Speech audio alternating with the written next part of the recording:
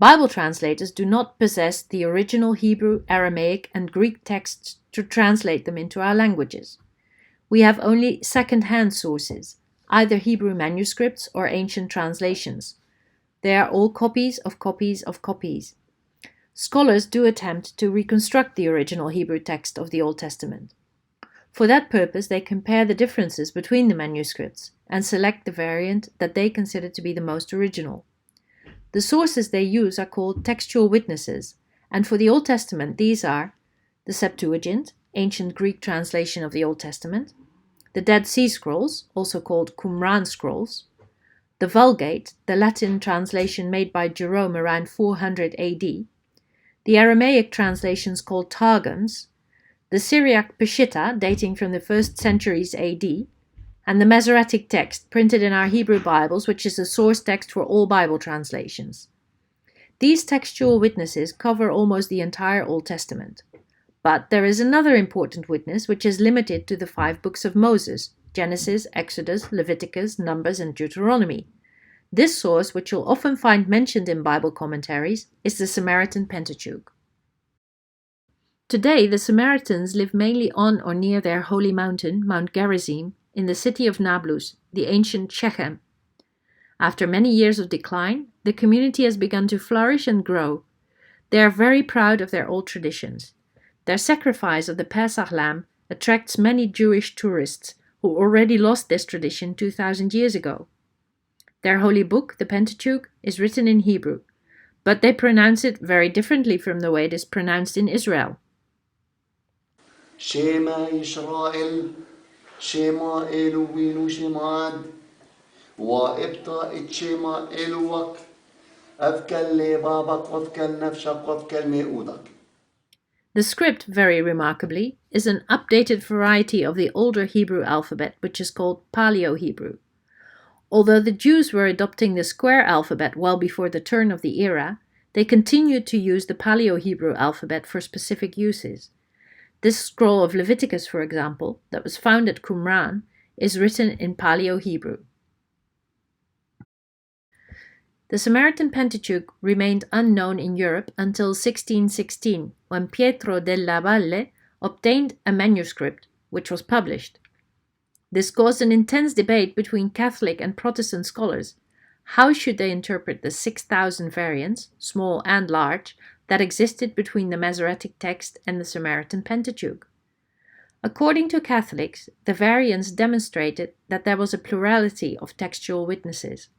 The Masoretic Text was only one of them, and perhaps its errors could be corrected by the Septuagint and the Samaritan Pentateuch. And who knows, the Samaritan Pentateuch might be closer to the original text. In the midst of this textual confusion, Catholic scholars defended the Church's decision to designate a single textual witness, the Latin Vulgate, as its authoritative Bible. In contrast, Protestants held to the Masoretic Text as the sole basis for translation into other languages, and considered its text the most original.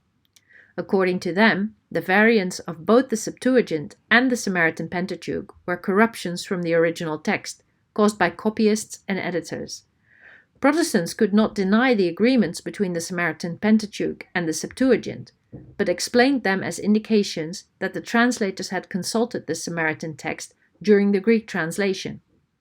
In textbooks, abbreviations are used to designate the Samaritan Pentateuch: SP, SAMP, or this spiral, which is the letter S in Samaritan script.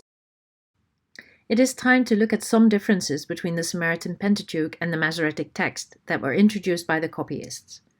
Apart from the many spelling and language details that have no bearing on translation, there are 4 categories: content differences, harmonizations, alignment of commands in their execution, and additions considered Samaritan. To begin with, differences in content. Some differences are minor, as in Genesis 47, verse 21, where it says that Joseph transported the people to the cities. But according to the Samaritan Pentateuch, Joseph made them work as slaves. 2 very similar letters, Dalet and Resh, have been interchanged. But who got confused and which variant is correct? Versions such as CEV and NIV mention in a footnote that they accept the Samaritan variant. A more important difference is Genesis 2 verse 2, where it says, God finished on the seventh day the work he had done. But this caused a theological problem. It seemed that God was working on the Sabbath, the day of rest. To solve this problem, a copyist wrote instead, God finished on the sixth day the work he did, Friday then. And that became the variant of the Samaritan Pentateuch. There are also many differences in numbers, for example, the ages of the patriarchs. Secondly, harmonizations. Ancient readers and copyists were uncomfortable with inconsistencies in parallel passages. Therefore, they harmonized them, removing inconsistencies and filling in narrative gaps. For example, when the Israelites complain against Moses, they say according to Exodus 14:12, Did we not say to you in Egypt, let us work in peace for the Egyptians? It is better to be a slave in Egypt than to die in the desert. But we cannot find a passage in the preceding story where they actually said this. In the Samaritan Pentateuch, the text of Exodus 6:9 was completed so as to include the quotation. Then Moses tried to tell this to the Israelites, but they would not listen to him because they were impatient because of all the work they had to do. And then the Samaritan Pentateuch adds the complaint just mentioned. Thirdly, alignment of orders and their execution. Hebrew narrative is concise. Often the narrator does not mention the fact that people obey a divine command. The story just assumes they did. In such cases, the Samaritan Pentateuch often added the execution of God's command. For example, in Exodus 8:20, the Lord said to Moses, Go and meet Pharaoh in the morning when he comes down to the river, and say to him, Thus says the Lord, let my people go free to worship me. But the text does not mention that Moses went and said it. The Samaritan Pentateuch completes the text 3 verses later, adding, Moses and Aaron went to Pharaoh and said to him, Thus says the Lord, let my people go free to worship me. Finally, there are additions considered Samaritan. In some passages, there are variants which have always been considered additions that Samaritans made in the interest of their theology and their community. A few examples. In Deuteronomy 27:4, the Israelites have to build an altar on Mount Ebal, according to the Masoretic Text, but according to the Samaritan Pentateuch and other textual witnesses, on Mount Gerizim. Today, more and more scholars consider the Samaritan Pentateuch variant original and the Masoretic Text a theological correction. Another variant appears in the laws forbidding local altars in any place and commanding that there be only one place to worship Yahweh. For example, in Deuteronomy 12:5, Moses commands the destruction of pagan shrines and says, You shall not worship the Lord your God in that way, but you shall go to the place which the Lord your God will choose from among all your tribes to establish his name there. Jewish theology explains the future tense this way. Yahweh had not yet made known that Jerusalem is the chosen place for the future temple. Instead, the Samaritan Pentateuch says, they will go to the place that the Lord their God has chosen. And according to the Samaritans, the only place the Lord has already chosen was Mount Gerizim. The greatest variant is found in the Ten Commandments. After thou shalt not covet, the Samaritan Pentateuch has yet another commandment telling the Israelites to write the law on stones and to build an altar on Mount Gerizim.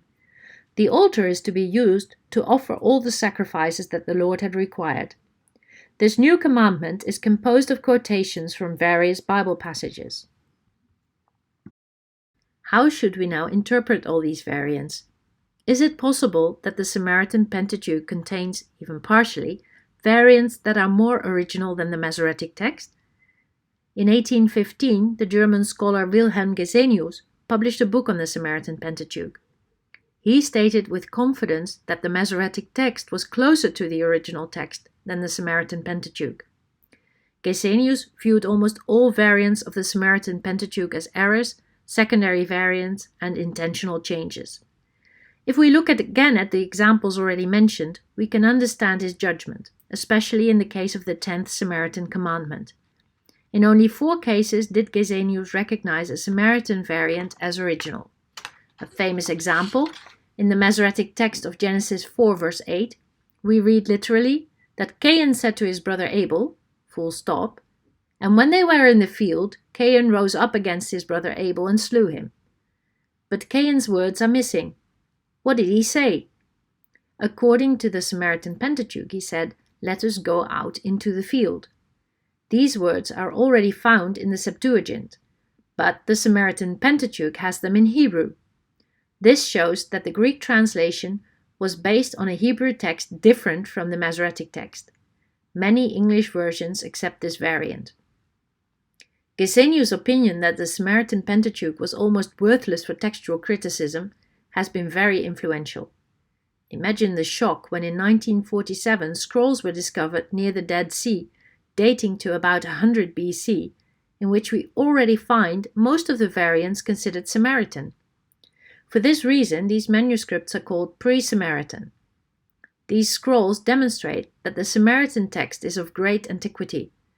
It appears that the differences compared to the Masoretic text, such as the harmonizations and the alignment of commands and their execution, resulted from an editing technique that was widespread in the centuries BC. The purpose of this editorial technique was to remove inconsistencies between various passages of the sacred text. So, most of the variants in the Samaritan Pentateuch were definitely not inserted at a late stage and for sectarian reasons. Today, there remains only a group of 4 or 5 variants that, in the opinion of most scholars, the Samaritans did change on purpose to support their religion. The most prominent example is the commandment to build an altar on the Gerizim.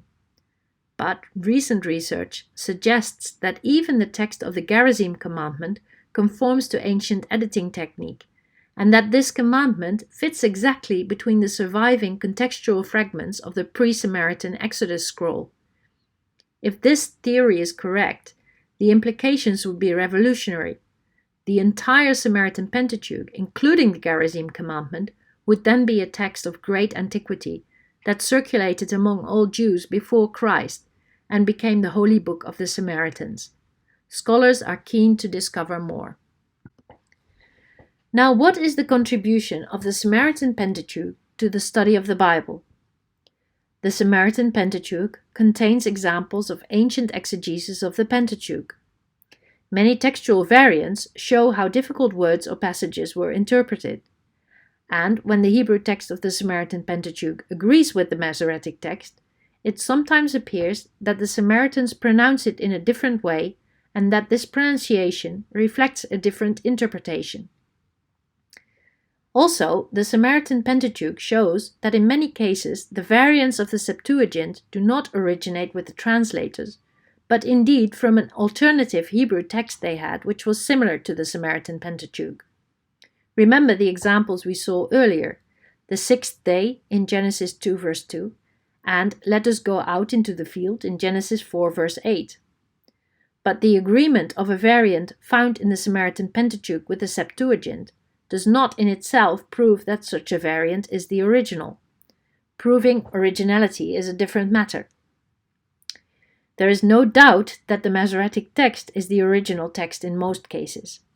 Editorial techniques such as the harmonization of parallel passages and the alignment of commands and their execution are secondary because the copyists applied them when they found inconsistencies in their source text, which more closely resembled the Masoretic text.